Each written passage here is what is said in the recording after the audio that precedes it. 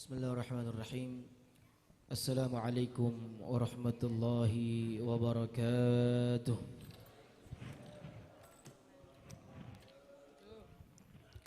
Alhamdulillah. Alhamdulillahi bil ilmi yarfa'u man yasha' wa bil jahli yahdimu man yasha'. Wassalatu wassalamu ala sayyidina Muhammadin المصطفى وعلى آله أهل الصدق والوفاء فرب اشرح لي صدري ويسر لي أمري واحلل عقدة من لساني يفقه قولي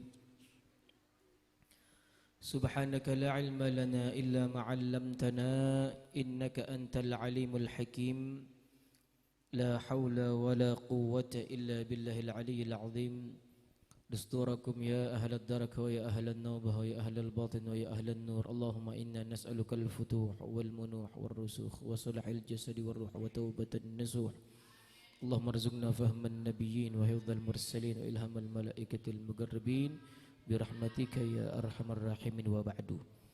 Sama-sama kita hormati, kita muliakan Khadimul Masjid Al-Baqi Al-Fannasuha yang beliau masih berada di tanah suci Makkah Al-Mukarramah, yang semoga Allah berikan kelancaran dalam umrahnya beserta para rombongan. Allah terima daripada ibadah umrahnya, amin ya rabbal alamin.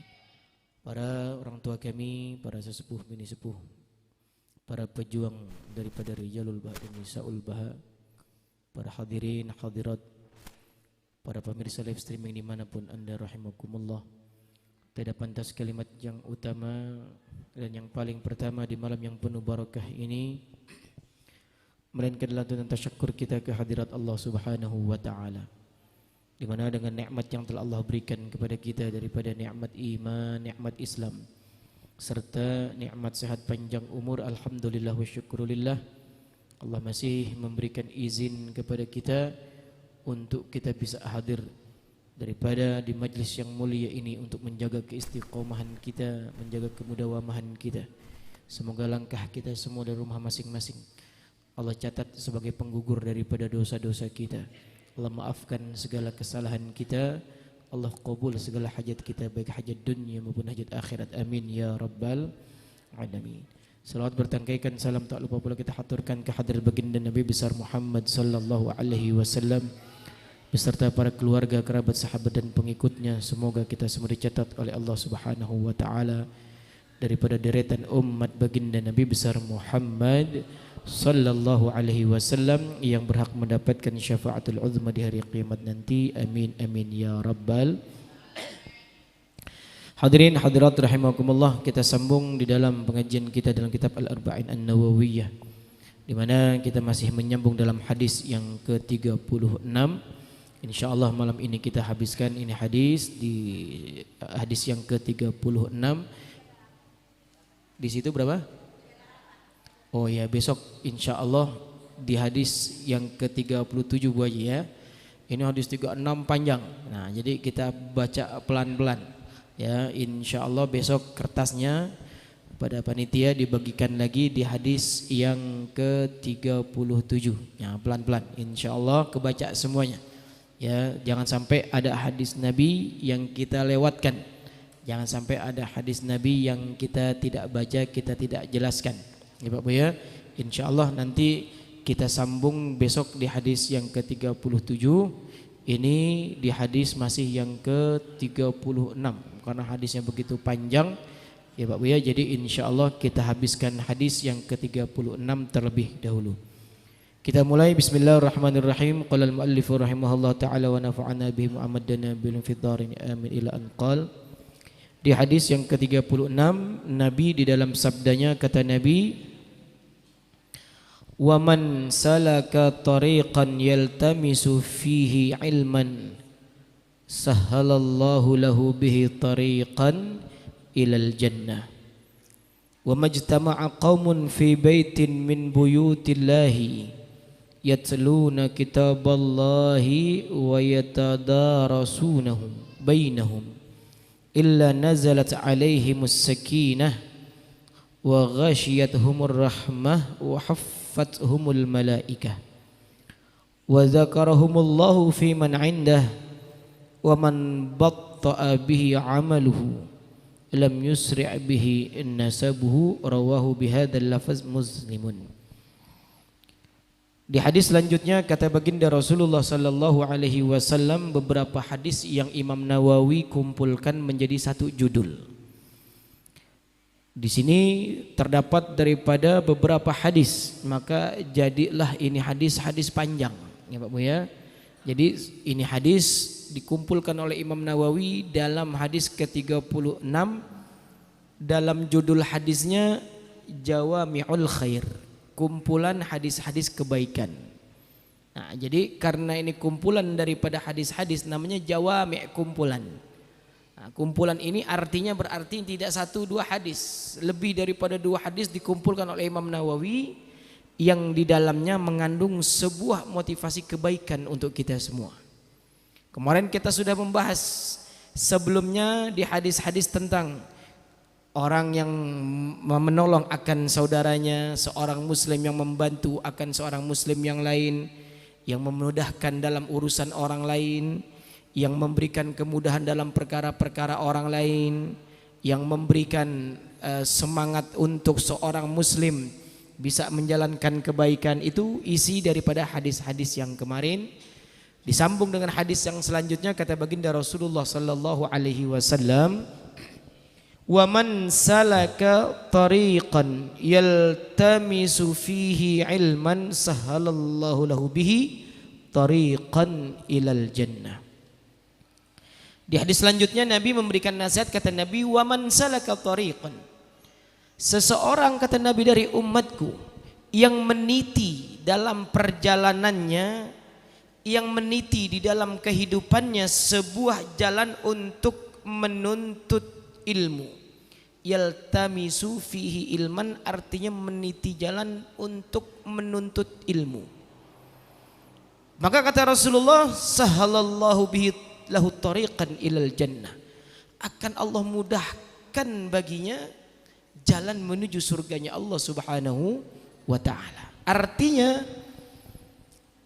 ilmu itu adalah kunci surganya Allah Subhanahu wa taala. Maka menuntut ilmu, kata baginda Nabi, orang yang menuntut ilmu Nabi jamin, Nabi janji melalui lisan beliau, kata Nabi, akan Allah berikan kemudahan demi kemudahan dalam kehidupannya. Kehidupannya diisi dengan kemudahan-kemudahan kemana? Menuju surganya Allah Subhanahu wa ta'ala. Itu udah janji Rasulullah. Maka yang namanya menuntut ilmu ini fadilahnya banyak. Karena salah satu amalan untuk membuka kunci surga adalah ilmu. Adalah menuntut ilmu. Maka keutamaan orang yang berilmu pun akan tinggi, diangkat derajatnya oleh Allah Subhanahu wa ta'ala. Bahkan orang yang berilmu, kata Allah Subhanahu wa ta'ala di dalam firman-Nya, akan Allah dekatkan derajatnya nanti dengan derajatnya para nabi-nabinya Allah Subhanahu wa ta'ala. Dekat derajatnya. Allah dalam firman-Nya berkata, yarfa'illahu alladhina amanu minkum walladhina utul ilma darajat. Orang yang derajatnya dekat nanti di akhirat dengan para nabi-nabi, dekat surganya dengan para nabi, adalah orang yang di dunianya mereka mau menuntut ilmu. Maka kita Allah takdirkan ini malam duduk di majelis ilmu, ini merupakan nikmat besar. Alhamdulillah. Ini keutamaan penting. Karena di zaman sekarang ini Masya Allah Pak Bu, zaman yang sudah begitu maju dengan gadgetnya, dengan apapun, kalau tidak dibawa itu sesuatu kepada ilmu, akan menjadi sebuah senjata makan tuan.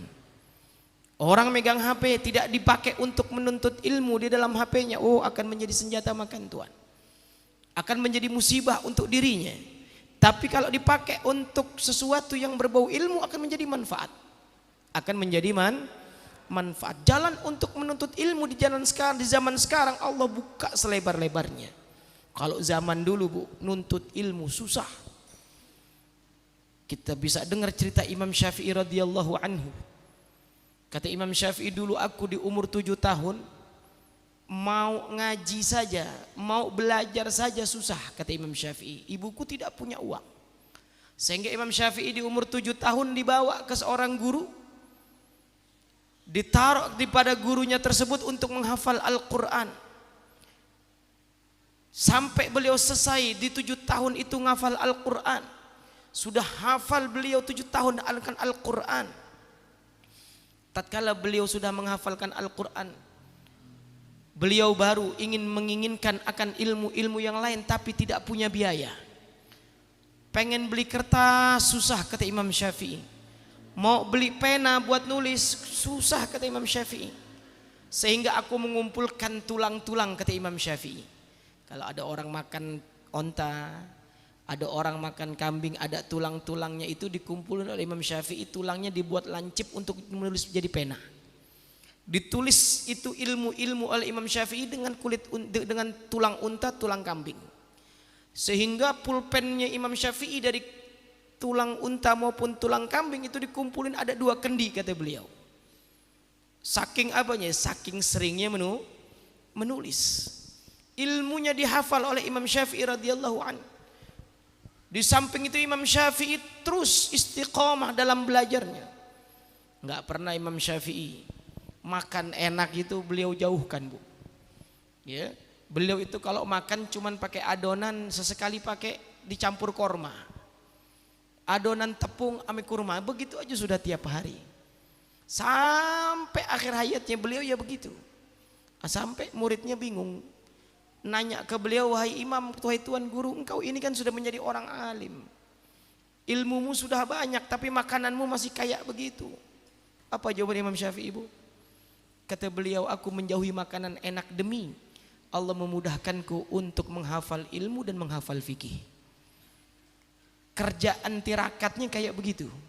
Jauh daripada keenakan-keenakan dunia. Demi apa? Demi meniti hidupnya selalu berada di jalan menuntut ilmu. Maka kalau Imam Syafi'i sampai bisa kayak begitu, jadi orang alim. Jadi orang alim.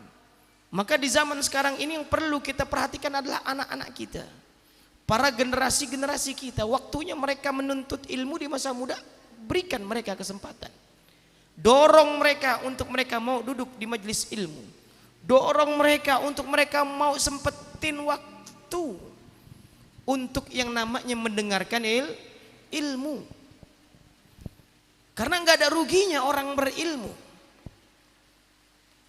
Maka dikatakan di dalam sebuah syair bahwasannya ta'ish bihi hayyan abada, bahwasannya fafuz bi ilmin ta'ish hayyan bihi abada, annasu mauta wa ahlul ilmi ahya'u. Kata syair dikatakan, beruntunglah orang yang hidup di dalam kehidupannya disertai dengan ilmu.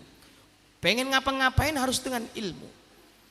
Apapun ibadah yang dilakukan, Bu, sama pakai ilmu. Nggak ada ibadah yang nggak pakai ilmu. Coba-coba kita ibadah, Pak, nggak pakai ilmu. Pengen wudhu, nggak punya ilmu wudhu. Akhirnya pas nyalain keran, kayaknya kaki dulu nih yang dibasuh enak nih. Kaki dulu akhirnya.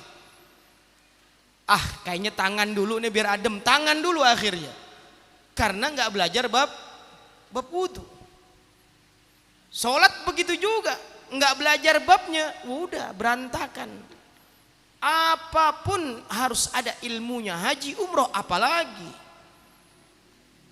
orang yang melakukan sebuah ibadah, berani ia melakukan sebuah amalan ibadah, tapi tanpa disertai dengan ilmu, akan ditolak daripada semua ibadahnya. Wa kullu man bighairi ilmin ya'malu a'maluhu mardudatun la tuqbalu. Kata Sahibuz Zubat dikatakan, wa kullu man bighairi ilmin ya'malu. Siapa aja orang nuntut ilmu, siapa saja orang beramal, siapa saja orang yang beribadah tanpa didasari dengan ilmu, tanpa didasari dengan ada yang ia pelajari, a'maluhu mardudatun la tuqbalu. Kerjaannya, ibadahnya semuanya la tuqbalu, mardudah, tertolak di hadapan Allah Subhanahu wa ta'ala. Maka nuntut ilmu hukumnya fardu ain, wajib hukumnya. Maka fafuz bi ilmin, kata syair, beruntung bagi orang yang berilmu, beruntung bagi orang yang masih mau menuntut ilmu, beruntung bagi orang yang mau duduk di majlis ilmu. Fafuz bi ilmin ta'ish hayyan bihi abada, engkau akan hidup selama-lamanya dengan ilmu. Hidup selamanya dengan ilmu. Enggak ada orang yang berilmu itu mati, kata Allah. Walaupun jasadnya mati, walaupun jasadnya meninggal dunia, ilmunya masih menyebar. Imam Syafi'i jasadnya udah enggak ada. Imam Syafi'i sudah ada di alam kubur jasadnya. Tapi ilmunya Bu, Masya Allah, sampai sekarang masih mengalir. Tanda daripada ahlul ilm masih akan hidup selamanya. Artinya orang ahlul ilmi akan hidup di mata Allah selamanya. Ta'ish hayyan bihi abada. An-nasu mauta. Manusia yang lain boleh mati, boleh meninggal dunia, boleh manusia yang lain disebut jenazah. Wa ahlul ilmi ahya'u, tapi orang yang berilmu akan selalu hidup di mata Allah Subhanahu wa taala. Jadi kita enggak rugi. Duduk di majelis ilmu enggak rugi. Amalan apa coba yang sampai bisa menandingi pahala orang berhaji? Amalan yang bisa menandingi orang pahalanya seperti orang pergi haji, salah satunya adalah menuntut ilmu. Duduknya kita kayak begini Bu, duduknya kita seperti ini Pak, pahalanya Allah catat seperti orang yang melaksanakan ibadah haji. Karena sebab itu kemuliaan di hadapan Allah Subhanahu wa ta'ala. Maka Rasulullah yang nyuruh kita jadi orang alim, ya Bu ya. Ya Pak ya, kita jadi orang berilmu. Rasulullah yang memerintahkan, kata Rasulullah hadisnya, kun aliman, jadilah engkau orang yang berilmu, kata Nabi. Au muta'alliman, kalau kita enggak bisa jadi orang yang berilmu, au muta'alliman deh, kata Nabi. Kalau enggak jadi orang sebagai penuntut ilmu deh, kata Nabi. Ya, dikasih solusi sama Nabi. Oh, menjadi orang yang berilmu berat. Pengen menjadi orang yang berilmu harus capek. Oh, kalau enggak, kata Nabi, muta'alliman deh. Jadi orang yang menjadi penuntut ilmu, kata Nabi. Kalau enggak, kata Nabi, au mustami'an. Kalau enggak jadi orang pendengar ilmu. Artinya orang yang cinta mendengarkan ilmu. Itu masuk dalam sunnah hadis Nabi. Itu masuk dalam golongannya Rasulullah sallallahu alaihi wasallam. Kata Rasulullah, au mustami'an, atau yang mendengarkan ilmu. Tuh, kita dengarin aja ilmu. Kita dengarin pengajian. Kita dengarin daripada ceramah-ceramah yang isinya tentang ilmu. Itu masuk di dalam sabdanya Rasulullah sallallahu alaihi wasallam, au mustami'an. Yang pertama aliman, yang kedua muta'alliman, yang ketiga mustami'an. Kalau aliman enggak bisa, muta'alliman enggak bisa karena kesibukannya, mustami'an juga enggak bisa karena ada uzur. Setidaknya kata Nabi, au muhibban, setidaknya yang keempat menjadi orang yang mencintai orang yang berilmu. Oh, gitu Bu ya, mencintai orang yang mencintai, suka dengan para penuntut ilmu. Seneng ngelihat orang-orang yang sedang nuntut ilmu. Itu baru namanya muhibban, pecinta ilmu. Nek enggak, di zaman sekarang ada ibu-ibu sering ke pengajian, dibilang, ibu-ibu enggak bosan apa ke pengajian? Ada yang ngomong gitu Bu. Dibilang ibu-ibu enggak bosan ke pengajian, yang ngomong udah bawa tanah lagi. Subhanallah, subhanallah. Ibu-ibu enggak bosan apa ke pengajian, katanya. La ilaha illallah. Udah enggak cinta ilmu, malah pembenci penuntut ilmu. Malah pembenci penuntut ilmu. Ya, ibu-ibu digituin enggak marah Bu? Ya, ibu-ibu enggak bosan katanya. Sering ke pengajian enggak bosan apa katanya? Masya Allah. Nabi sudah bilang au muhibban, padahal Nabi sudah bilang setidaknya jadilah para pecinta penuntut ilmu. Wala takun khamisan, jangan jadi yang kelima, kata Nabi. Siapa tuh yang kelima? Aliman tidak, muta'alliman juga enggak, mustami'an pendengar juga enggak, muhibban pecinta penuntut ilmu juga enggak. Empat-empatnya enggak. Masuk yang pertama enggak, kedua enggak, ketiga enggak, keempat enggak, berarti masuk yang kelima, kata Nabi. Maka kata Nabi bilang, fala takun khamisan, jangan jadi yang kelima.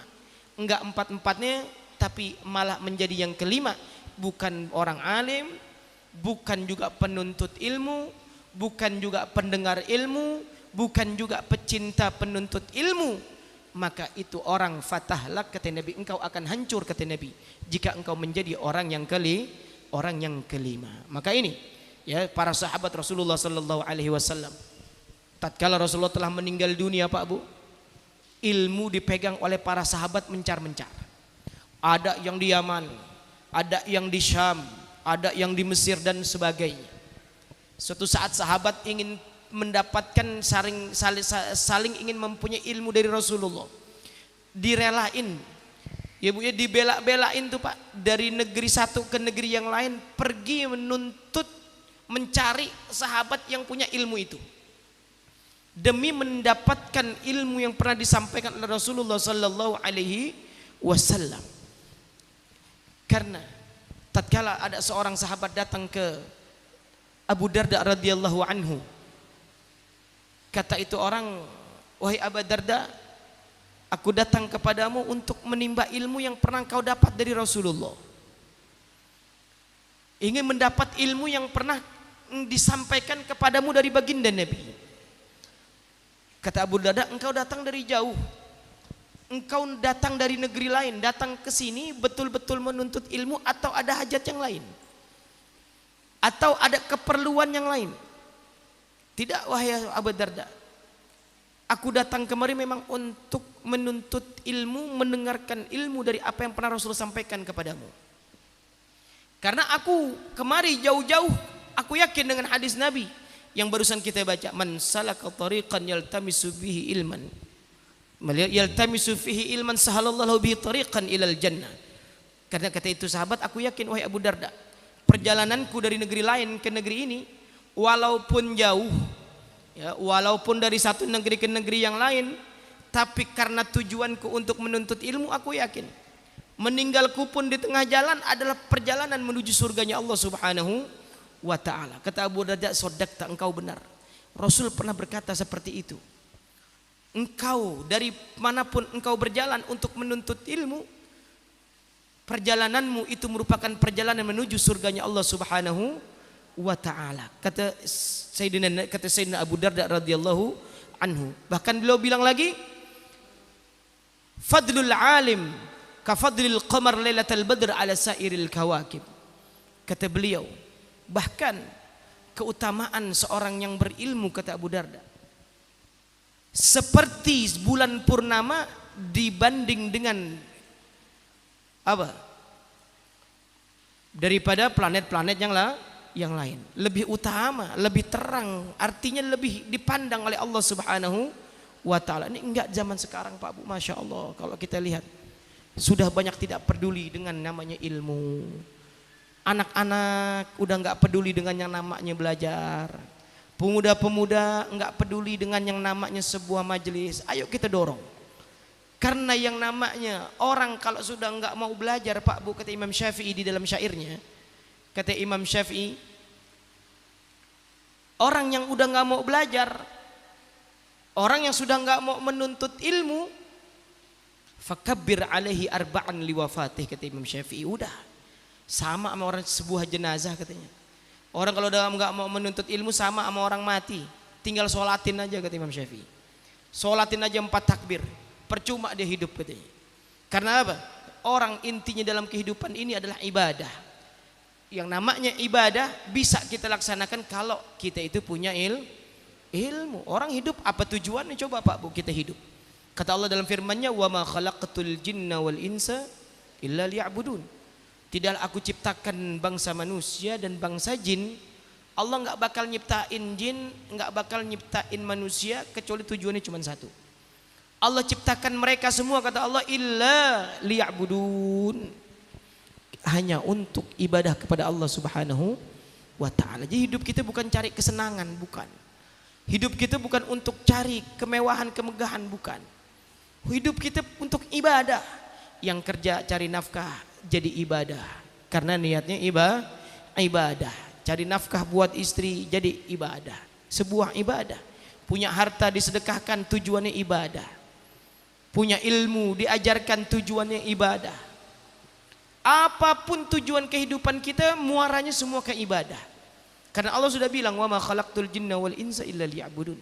Tidaklah bangsa jin dan manusia diciptakan kecuali hanya untuk ibadah. Jadi kita jadikan apapun langkah kita. Pagi kita bangun Pak Bu. Dari pagi kita berangkat ke sawah, berangkat ke pasar, kita niat ibadah. Kerjanya kita di sawah, kerjanya kita di pasar, kerjanya kita dimanapun, kita niatkan ibadah. Apapun langkah yang kita jalani, apapun pekerjaan yang tatkala kita jalani, tetes demi tetes dari keringat yang keluar Allah jadikan sebuah pahala. Allah jadikan tuh sebuah anugerah besar yang nanti akan ia ambil di akhirat di hadapan Allah Subhanahu wa ta'ala. Kalau niatnya untuk ibadah, karena tujuan hidup ibadah. Maka kita mau ngapain pun niatnya ibadah. Kita mau makan Pak, niat makan untuk kuat ibadah cari nafkah, kuat ibadah sholat, kuat ibadah yang lainnya. Diniatkan tatkala makan untuk ibadah, satu butir nasi Allah jadikan pahala di hadapan Allah Subhanahu wa ta'ala. Itu tatkala mandi begitu juga kita niatkan ibadah, satu tetes air Allah jadikan pahala.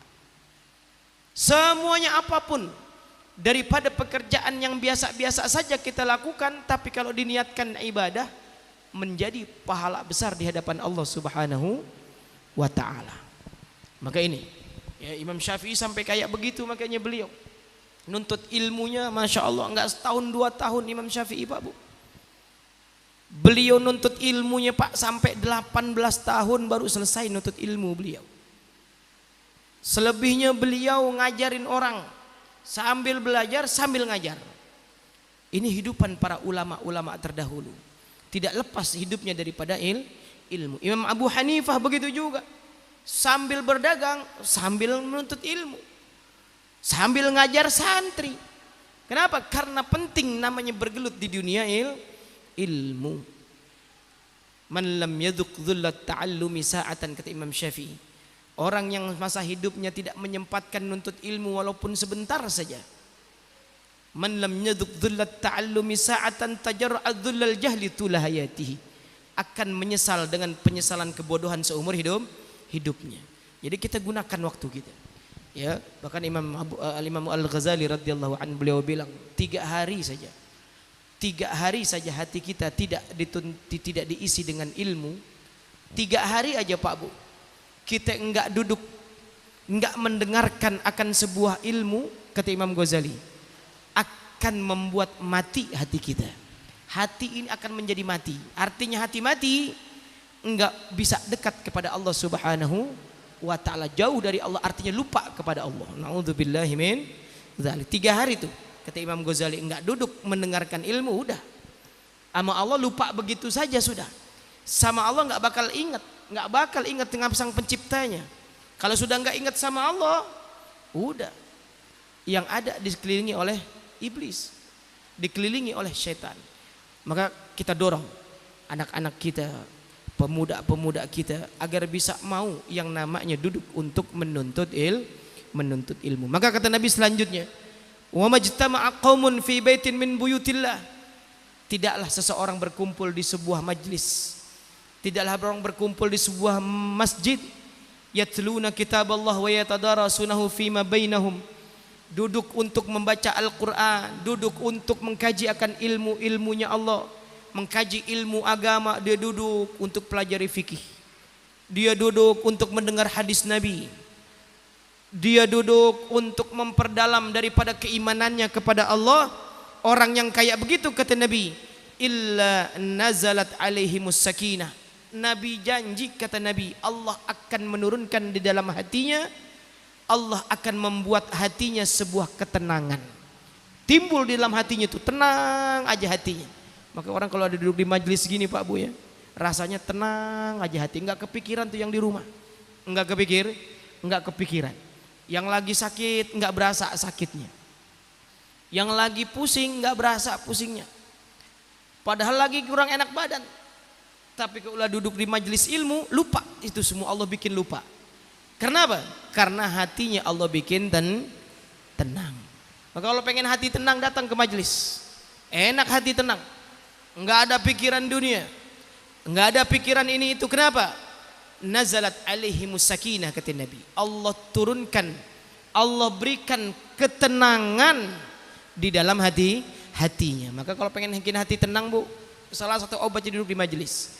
Karena di majelis akan disebut nama Allah, akan disebut nama Rasulullah sallallahu alaihi wasallam. Ala bi dzikrillah tatmainnul qulub. Dengan zikir, mengingat Allah, mengingat Rasul, tenang hati sudah. Ya, maka orang yang duduk di majelis, yang pertama kata Nabi, nazalat alaihimus sakinah. Yang kedua, wa ghasyiyatuhumur rahmah. Rahmat Allah, Allah turunin buat kita. Buat kita semua rahmat Allah, Allah obral. Rahmat Allah itu apa? Arti rahmat itu, Bu, kasih sayang pandangan Allah. Kita diperhatikan sama kita punya orang tua. Kita diperhatikan sama pejabat pemerintahan. Itu senangnya minta ampun. Presiden nyebut-nyebut nama kita, memperhatikan kita. Oh, kita senangnya minta ampun. Ya, Bu, ya. Ini yang memperhatikan kita langsung siapa? Sang pencipta kita. Yang memperhatikan kita langsung Allah. Yang memperhatikan kita adalah Rabbus samawati wal ard, pencipta langit dan bumi. Sebab duduk kita begini doang nih, Pak, Allah perhatikan kita. Sehingga satu kali pandangan Allah, satu kali Allah memandang kita, ya, Bu, ya, satu kali kita dapat rahmatnya Allah. Kata Imam Haddad, Sahibur Ratib Al-Haddad, Al-Habib Abdullah bin Ali Al-Haddad, Qutbul Irsyad wa Ghathil Ibad wal Bilad. Kata beliau, satu rahmatnya Allah, satu rahmat Allah yang kita jaga akan bisa menjamin nanti akhir daripada kehidupan kita.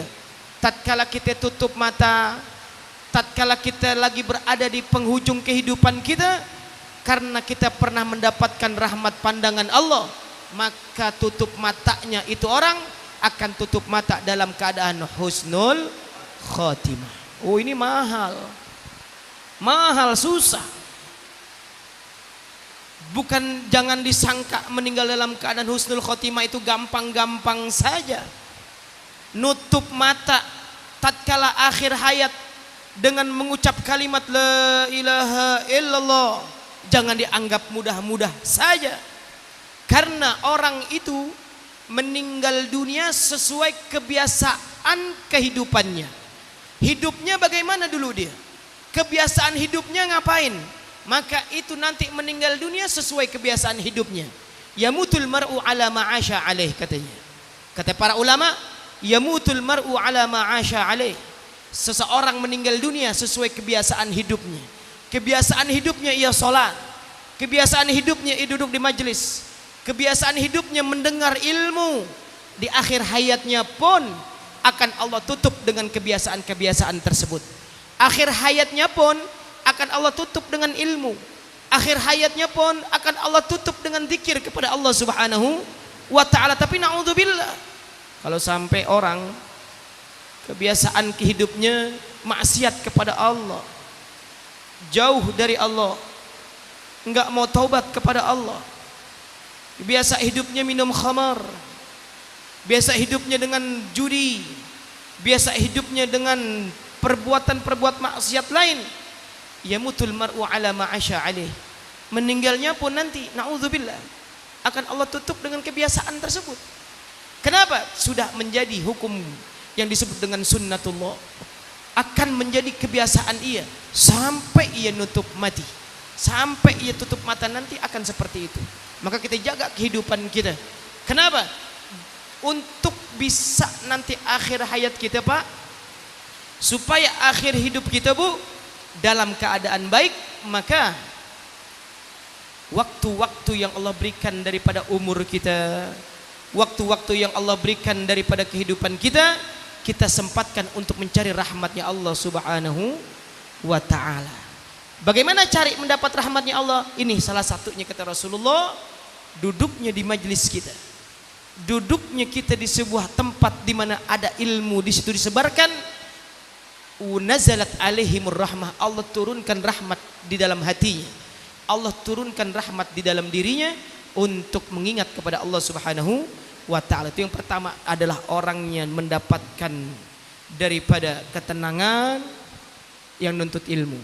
Yang kedua, Allah turunkan rahmatnya. Yang ketiga, wahaffathumul malaikah. Orang yang menuntut ilmu, kata Nabi, haffathumul malaikah, malaikat membuka sayapnya lebar-lebar, Pak. Selebar-lebarnya, tandanya malaikat ridho sama apa yang kita lakuin. Kita ngelakuin sebuah perbuatan, sebuah amal, orang tua kita senang aja kita udah gembira. Oh, orang tua kita senang dengan kita melakukan perbuatan ini, kita senang. Ini kita kayak begini, Bu. Malaikat senangnya minta ampun. Malaikat gembiranya minta ampun, gembira segembira-gembiranya. Kenapa? Ridho dengan apa yang kita lakukan. Dibuka sayapnya, meliputi, menjaga, dilindungi orang yang sedang menuntut ilmu oleh sayapnya malaikat Allah Subhanahu wa ta'ala. Yang terakhir, orang yang menuntut ilmu, kata Rasulullah, wa dzakarahumullahu fi man indah. Allah sebut nama kita, Bu. Nama kita, Bu, disebut oleh presiden, kita senang. Ya, Pak. Nama kita disebut sama pejabat pemerintah aja kita senang. Nama kita disebut oleh orang tua kita senang. Ini yang nyebut nama kita bukan siapa-siapa lagi kecuali Allah langsung. Kata Allah di hadapan para malaikatnya, hei ya malaikati, hei para malaikatku, itu hambaku tuh lihat si fulan bin fulan. Hambaku di dunia tuh kau lihat di bumi, fulan bin fulan. Yang namanya fulan bin fulan itu lagi sedang nuntut ilmu. Ya, disebut nama kita, dibanggakan oleh Allah di depan para malaikat. Oh, ini suatu amalan besar. Enggak semua makhluk bisa Allah sebutkan, mau Allah sebutkan namanya, enggak. Tapi kalau sudah menuntut ilmu, Allah sebut nama kita, dibanggakan di depan malaikatnya Allah Subhanahu wa ta'ala. Maka kita jaga keistiqomahan kita, kemudawamahan kita jaga. Ya, ini sudah berada di akhir Rajab. Sya'ban insya Allah kita penutupan nanti, ya, penutupan daripada tawakufan sementara untuk majelis kita. Bukan berarti ilmunya berhenti, bukan berarti nuntut ilmunya selesai, tidak. Nuntut ilmu bisa di tempat lain, bisa dengan cara yang lain. Bisa kita ulang-ulang pengajian kita lewat gadgetnya masing-masing, lewat video YouTube-nya masing-masing. Kita ulang-ulang pelajaran yang udah kita pelajari, kita ulang-ulang hadis yang sudah kita pernah dengar, kita ulang-ulang nasihat yang pernah kita dengarkan. Itu akan menjadi sebuah tanda kita cinta ilmu oleh Allah Subhanahu wa ta'ala. Dan yang terakhir kata Rasulullah, wa man batta'a bihi amaluhu lam yusri' bihi nasabuhu. Artinya kita kalau sudah menunda-nunda sebuah pekerjaan, nanti aja deh menuntut ilmunya kalau udah tua, nanti aja deh datang ke majelisnya kalau udah tua, itu namanya menunda-nunda amal. Nah, yang kayak begitu tuh, nah kata Rasulullah juga nasabnya, artinya dia enggak Allah sangkut pautkan dengan orang-orang ahli ilmu di akhirat nanti. Artinya dia dibangkitkan enggak ada label nuntut ilmunya. Artinya dia tatkala ia Allah bangkitkan telat nanti. Kenapa? Karena di dunianya telat untuk mengerjakan kebaikan di hadapan Allah Subhanahu wa ta'ala. Maka kita gunakan waktu kita semua, kita jadikan waktu kita yang bermanfaat untuk kita bisa duduk di majelis ilmu, untuk kita bisa mendengarkan ilmu. Tadi kata Rasulullah, kita bisa menjadi orang alim, syukur. Kalau enggak kita bisa menjadi orang penuntut ilmu, setidaknya kita menjadi seorang pendengar ilmu. Kalau tidak, kita juga menjadi orang yang mencintai para ahli ilmu. 4 golongan ini yang dianjurkan dan dicintai oleh Rasulullah sallallahu alaihi wasallam. Mudah-mudahan Allah Subhanahu wa ta'ala menjadikan kita orang-orang ahlul ilm, para pecinta ilmu yang suka dengan majlis ilmu. Amin ya rabbal alamin. Ala hadhihi niyyah wa ala kulli niyatin shalihah. Al-hatim Nabi al-Fatihah. A'udzu billahi minasyaitonir rajim. Bismillahirrahmanirrahim. Alhamdulillahi rabbil alamin.